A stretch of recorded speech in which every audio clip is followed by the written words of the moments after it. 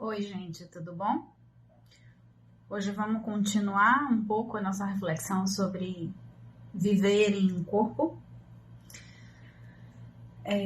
Essas últimas 2 semanas a gente vem trabalhando um pouco a relação entre o corpo e a psique, o corpo e as emoções. E aí algumas pessoas podem estar se perguntando, mas para que eu preciso saber disso? Né? Eu não sou psicólogo, eu não trabalho com corpo, eu não trabalho com dança. Não tem necessidade de eu saber disso. Negativo. Todos temos um corpo e todos vivemos em um corpo e sentimos em um corpo e sentimos as repercussões das nossas escolhas nesse corpo. Como, por exemplo, através dos sintomas. Então, todos nós, em algum momento da nossa vida, ou já tivemos sintomas, ou temos sintomas, ou teremos sintomas. Isso é inevitável. Todo mundo vai passar por isso. Né? Tem até aquele ditado que diz que se você acordou um dia e não sentiu nada é porque tem uma coisa errada. Né? Você não está mais vivo, você já partiu, já está do lado de lá. Então, sentir faz parte da vida e de ter um corpo.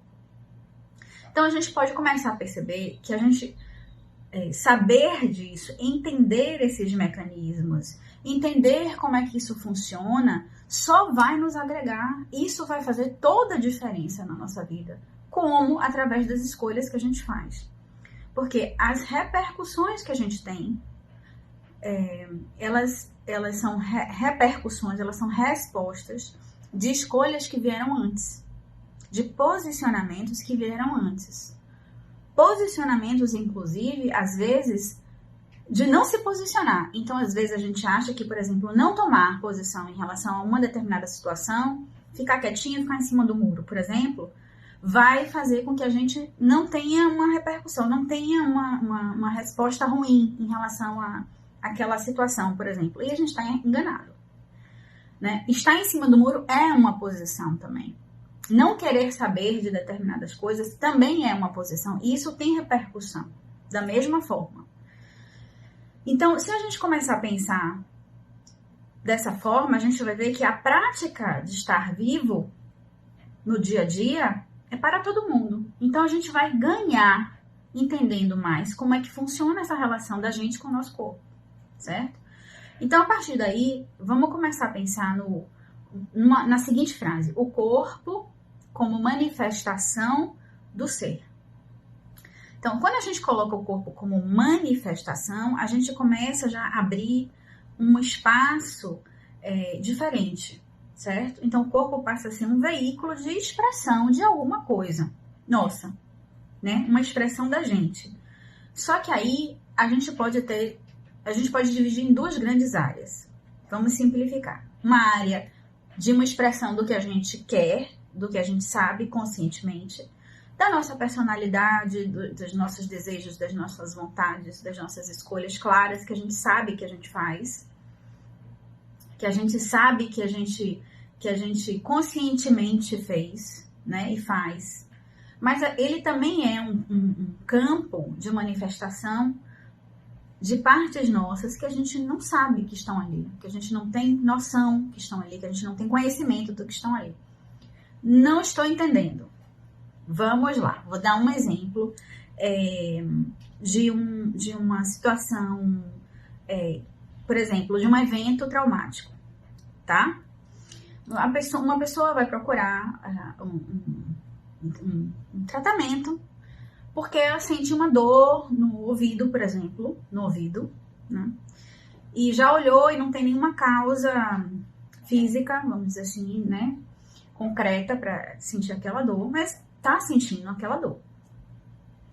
Ou mesmo quando está com o ouvido inflamado, por exemplo, né? E já cronicamente tudo, vai buscar um outro tipo de tratamento para complementar, por exemplo, aquele tratamento daquela dor. E durante a sessão, durante uma sessão, naquele tratamento, a gente, por exemplo, pode começar a tentar acessar aquela dor, aquela sensação daquela dor. E a pessoa se lembra, vem uma cena uma cena, uma memória de 5 anos atrás, onde aquela pessoa recebeu uma informação terrível, avassaladora pelo telefone. Então, ela estava com o telefone no ouvido e ela recebeu aquela informação terrível, né, traumática. E, na hora, ela, terminou de falar, desligou, tomou todas as decisões e as atitudes necessárias daquele momento. E pronto. E achou que tinha resolvido o problema. Só que, 5 anos depois, ela começou a desenvolver uma dor naquele ouvido. E no momento que ela começa a trabalhar sobre aquilo, a permear o tema, a cena que vem é aquela cena. Então, o que é essa situação, esse caso clínico pode falar pra gente? Que o nosso corpo, ele é um mapa. Ele é um mapa da gente, do que a gente viveu, das nossas histórias, de eventos bons e de eventos ruins.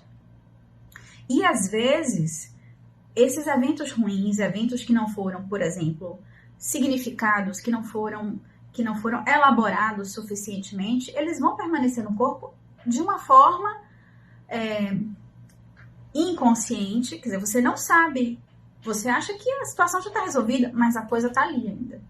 E aí vai se manifestar através do quê? Do sintoma. Então, o sintoma que todo mundo detesta, que todo mundo odeia sentir, é no fundo, um mensageiro. É como se o sintoma fosse um envelope que a gente recebe. Ele em si pode ser qualquer coisa. Pode ser dor de cabeça, pode ser dor no ombro, pode ser dor na perna, pode ser dor no joelho, pode ser enjoo, pode ser o que for. Cada um vai ter o seu, certo? Então, ele é só um envelope. O que importa é o que está dentro dele. O que está dentro dele? As mensagens que a gente precisa ler. As informações que a gente precisa acessar sobre a gente. Porque é através desse acesso, dessa conexão com essas mensagens, da compreensão dessas mensagens, da integração dessas mensagens em diversos níveis, lembra que eu sempre falo em diversos níveis, é que vai fazer com que o sintoma possa, inclusive, desaparecer. Inclusive, deixar de existir. Por quê? Porque a função dele foi cumprida, que é fazer a gente parar para olhar para o que precisa ser olhado. Porque a gente é muito cabeça dura. Pra caramba. A gente não quer olhar para o que precisa. E a gente acha que fazer de conta que aquele assunto pode, vamos dizer assim, ficar de escanteio e continuar vivendo a vida aqui, a gente acha que isso resolve as coisas. Isso não resolve as coisas. Então vai aparecer um sintoma aqui, depois vai estourar uma outra coisa ali. E geralmente são sintomas muito conhecidos como dores. Dores, inflamações. Então, isso está para todos. Então, o convite é que a gente possa começar a perceber e a mapear o nosso corpo. Porque antes de aparecer uma dor, antes de nosso corpo sentir uma dor, por exemplo, chegar nesse ponto de uma dor, ele passou por um processo de enrijecimento, por exemplo. Então, se você conseguir mapear nesse estágio de enrijecimento, você já pode se antecipar e nem chegar a sentir a dor, por exemplo. Então, começar a perceber as partes do seu corpo, como é que eles estão, que parte é mais dura, mais rígida, que parte é mais suave.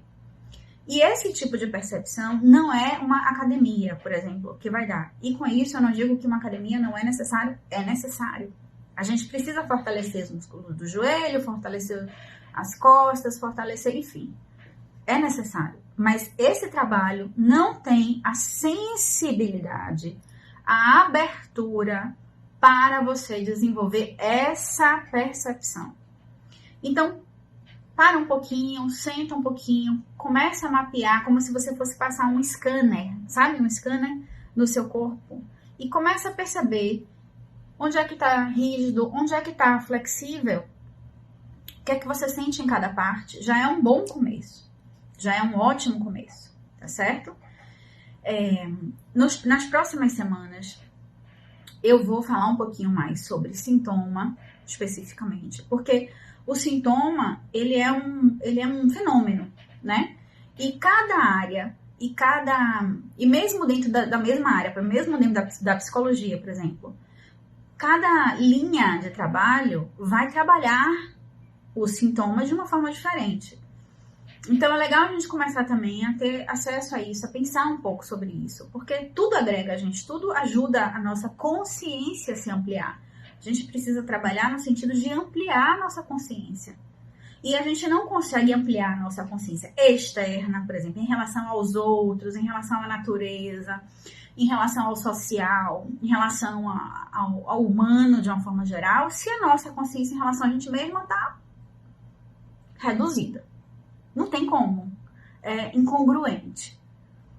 Então, a nossa consciência em relação a gente, ela precisa ser ampliada para a gente conseguir se sensibilizar em relação às outras coisas, ao outro e a essa relação com o meio, com a troca dentro e fora. Tá certo? No site também, no meu site, Melissa Coutinho, tem vários textos que quem quiser já dar uma olhada sobre sintomas na psicanálise, também tem sobre sintomas na experiência somática, dor crônica, tem vários artigos de dores crônicas lá. E aí, nas próximas semanas, eu vou adentrar um pouquinho cada um desses temas, certo? Sintomas e dores crônicas, porque esse momento que a gente vive, inclusive, isso está mais evidenciado, isso está mais presente na vida de todo mundo. Porque a gente está sofrendo uma pressão, um estresse, por vários motivos, né? Que eu também não vou falar hoje, mas eu vou até fazer um outro vídeo sobre esse momento, porque eu acho legal a gente começar a refletir sobre isso, porque é um momento que solicita que a gente se cuide mais. Cuide mais do que a gente está comendo, cuide mais do nosso corpo, cuide mais da nossa vida, cuide mais das nossas escolhas. É um momento em que várias pessoas estão fazendo grandes mudanças, e isso é um presente, apesar de uma tragédia de muitas milhões de mortes pelo mundo, né, acontecendo por conta da pandemia. Mas, como tudo tem dois lados, a gente não pode ficar só do lado da tragédia. A gente precisa também olhar o que isso pode trazer de bom pra gente. Porque senão não vale a pena. E a gente tem que fazer isso valer a pena, né? Então, vamos olhar o que esse momento está possibilitando pra gente de reflexão. E essa é uma das coisas. Parar pra pensar. Pensar na gente, pensar nessa vida, pensar no que você está fazendo da sua vida, nas escolhas que você está fazendo. Porque a vida é hoje. A vida não é daqui a 10 anos. A gente não sabe o que vai ser daqui a 10 anos. A vida é hoje. Então, as escolhas que a gente precisa fazer são escolhas de hoje. Tá certo? Então, a gente vai ficar por aqui. Qualquer dúvida, bota lá, pergunta. Pode botar pelo site, pode botar pelo Instagram, tá bom? Eu vou responder com o maior carinho. Até semana que vem. Tchau.